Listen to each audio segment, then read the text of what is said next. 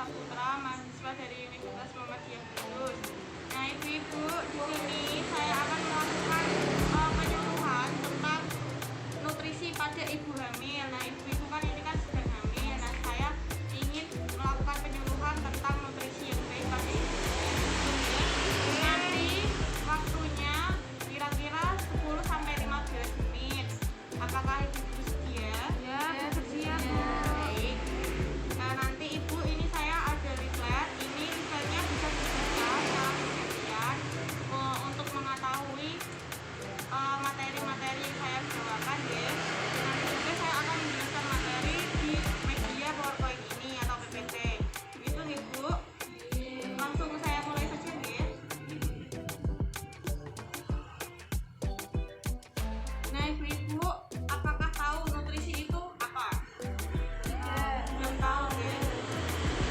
Nah, nutrisi itu atau gizi merupakan rangkaian proses secara organik makanan yang dicerna oleh tubuh untuk memenuhi kebutuhan pertumbuhan dan fungsi normal organ serta mempertahankan kehidupan seseorang. Nah, nutrisi itu tuh sama dengan kalau kita makan, kalau kita kan manusia kan otomatis kan memerlukan makanan. Nah, nutrisi itu salah satunya. Lalu manfaat gizi seimbang pada ibu hamil. Nah, manfaatnya pada gizi seimbang ini yang pertama adalah memenuhi kebutuhan zat gizi ibu dan janin. Nah, supaya saat pada kehamilan ibu sama janinnya itu sehat dan gizinya itu terpenuhi gitu ya. Terus ada yang kedua mencapai status gizi ibu hamil dalam keadaan normal sehingga dapat menjalani kehamilan dengan baik dan aman. Lalu juga ada membentuk jaringan untuk tumbuh kembang janin dan kesehatan ibu. Nah, kalau nutrisinya terpenuhi nanti otomatis janinnya juga pertumbuhannya juga bagus, perkembangannya juga bagus gitu ya. Nanti ibunya juga lebih sehat. Nah, gak gampang sakit-sakitan gitu ya. Terus ada mengatasi permasalahan selama kehamilan. Terus selanjutnya ibu memperoleh energi yang cukup yang berfungsi untuk menyusui setelah kelahiran bayi. Nah, nanti kalau nutrisinya banyak kan otomatis nanti ibunya memproduksi banyak ASI. Nah, nanti ASInya bisa keluar dengan lancar ya. Terus di selanjutnya ada faktor yang mempengaruhi kekurangan gizi pada ibu hamil. Yang pertama ada keadaan sosial dan ekonomi. Nah, biasanya kan kalau kita kan kalau hamil kan kekurangan, bisa saja kekurangan ekonomi, satu juga masalah sosial. Nah, itu bisa menghambat nutrisi pada ibunya dan juga janinnya gitu ya. Terus ada juga usia kehamilan. Usia mempengaruhi jumlah takaran zat gizi dan kalori yang dibutuhkan tubuh. Lalu selanjutnya status kesehatan ibu. Status kesehatan ibu akan mempengaruhi penentuan besarnya zat gizi yang harus dikonsumsi. Ibu yang memiliki kesehatan yang buruk maka akan mendapatkan asupan gizi yang buruk. Nah, kalau status kesehatan ibu ini kan kita kan sudah memeriksakan. Biasanya kalau ibunya kekurangan nutrisi kan bisa kerja rumah atau bagaimana. Lalu juga ada jarak kelahiran. Jarak kehamilan menentukan besar kecilnya kebutuhan ibu akan zat gizi, karena cadangan zat gizi pada tubuh dapat terkuras habis jika terlalu sering hamil. Nah, kalau misal ibunya itu nutrisinya itu udah banyak tapi ibunya itu kayak sering hamil terus kan otomatis kan nanti nutrisi yang dapat ibunya kan terkuras karena bisa mengeluarkan energi banyak gitu ya. Terus makanan apa saja yang harus dikonsumsi pada ibu hamil? Nah, itu kan juga. Nah, di sini makanan yang harus dikonsumsi pada ibu hamil yaitu mengandung kalori, asam folat, dan lemak. Nah, kalau kalori pada ibu hamil membutuhkan tambahan kalori untuk pertumbuhan dan perkembangan janin, plasenta, jaringan payudara, cadangan lemak, serta perubahan metabolisme. Nah, kalori ini dibutuhkan untuk perkembangan pada janinnya, plasentanya, dan juga jaringan payudaranya ya. Terus selanjutnya ada asam folat. Asam folat dibutuhkan ibu hamil karena menggunakan untuk pembentukan sel dan sistem saraf.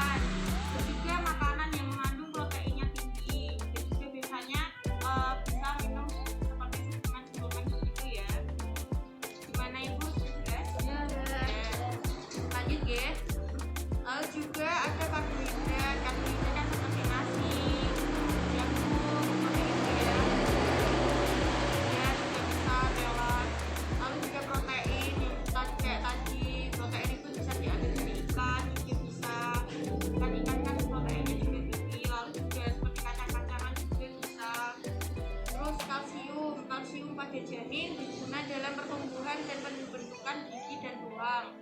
Sedangkan pada ibu hamil, kalsium dapat menghindarkan ibu hamil dari penyakit osteoporosis. Jadi di sini kalsium itu berperan sebagai penguatan otot-otot pada janinnya juga, pada ibunya juga, supaya otot-ototnya itu pas nanti ibunya melahirkan, ototnya tidak ada yang bagaimana cedera atau bagaimana ya. Terus selanjutnya ada zat besi. Zat besi berfungsi dalam pembentukan darah pada ibu hamil, diharuskan memperbanyak mengkonsumsi makanan yang kaya akan zat besi agar ibu hamil tidak mengalami anemia. Nah, zat besi di sini itu makanannya seperti sayur-sayuran juga, supaya ibunya itu nggak kekurangan darah. Dan zat besi kan biasanya terkandung dalam sayur-sayuran ya. Lalu juga ada vitamin A. Vitamin A bermanfaat untuk pemeliharaan fungsi mata, pertumbuhan tulang, dan kulit, juga sebagai imunitas dan pertumbuhan janin. Nah, vitamin A ini bisa juga diambil dari wortel, kalau ibunya mau minum wortel itu malah bagus kayak gitu ya. Terus yang selanjutnya ada vitamin C, yaitu vitamin C bagi ibu hamil berfungsi untuk menyerap zat besi. Lalu juga ada vitamin D. Jika kekurangan vitamin D dapat menimbulkan gangguan pada ibu dan janin.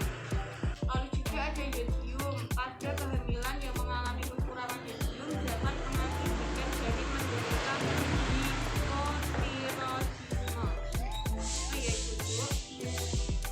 Lalu apa sih contoh menu makanan sehari-hari saat ibu hamil? Nah, saat yang pertama kan sarapan, nah itu kan makan. Nah, yang pertama itu baiknya 1 piring nasi atau penggantinya 1 gelas. Nah, lalu ada lauknya 1 butir telur ceplok dan juga 1 mangkuk sayuran seperti daun singkong, satu atau lainnya. Itu bisa dibuat seperti sop ya juga bisa. Terus ada 1 gelas susu dan 1 potong buah pepaya. Itu seperti contohnya yaitu.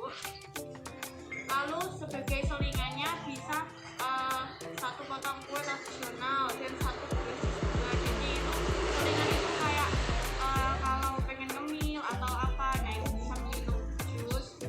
Oke. Nah, terus makan siang 1 sampai 2 piring nasi atau penggantinya 1 sampai 2 gelas. Gelas itu gelas apa ya? Kan sini kan 1 sampai 2 piring nasi atau penggantinya 1 sampai 2 gelas. Dan 1 sampai 2 gelas itu biasanya diganti dengan air putih atau susu juga ya. Terus juga ada 2 potong sedang tempe atau tahu. Nah, itu juga bisa, kan tempe dan tahu juga mengandung protein ya. Lalu juga ada 1 potong ikan goreng, 1 mangkuk sayuran, dan 1 buah jeruk. Lalu sebagai selingan di saat antara siang dan malam seperti sore, ibu bisa memakan 1 mangkok bubur kacang hijau, 1 gelas jus buah, dan 1 gelas teh manis. Lalu selanjutnya makan malam. Dan di sini makan malam itu ada 1 sampai 2 piring nasi atau penggantinya 1